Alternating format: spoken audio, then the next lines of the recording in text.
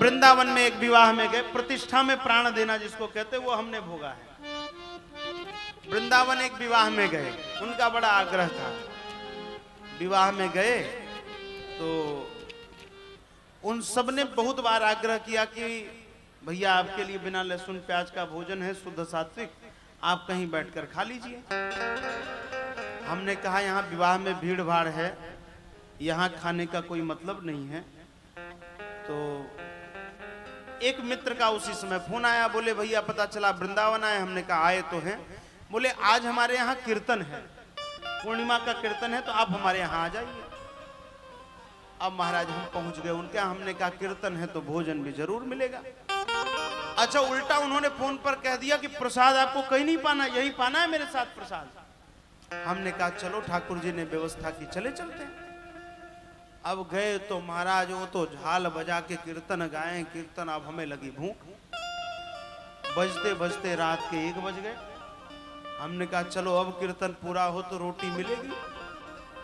अब महाराज कीर्तन जैसे ही पूरा हुआ, अब हमें तो भूख लगी। उस समय ऐसा कोई नियम था नहीं कि देर रात नहीं खाएंगे, हमें लगी भूख। अब वो कह रहे हैं कीर्तन पूरा होते ही, कह रहे भैया अब तो ज्यादा देर हो गई, अब तो खाना उचित है नहीं, 1 गिलास दूध ले लेंगे। हमने कहा नहीं, हमारा नियम है कि रात 10 बजे के बाद दूध भी नहीं लेते। अब महाराज वहां से निकले हम। अब भूख तो इतनी कस के लगी कि अब करे क्या। अब 1 बजे रात को फोन घुमाए तो घुमाए किसको। अब तब जहां रुके थे पता चला बगल में किसी की शादी है। तो हमने पूछवाया, हमने कहा किसका विवाह, अगर सात्विक भोजन हो तो चल के वहीं फिर व्यवस्था की जाए। अब उसमें भी पता चल गया कि हमारे बिल्कुल चिर परिचित व्यक्ति के यहाँ विवाह था, वहां भी नहीं जा सकते खाने, आमंत्रण था नहीं।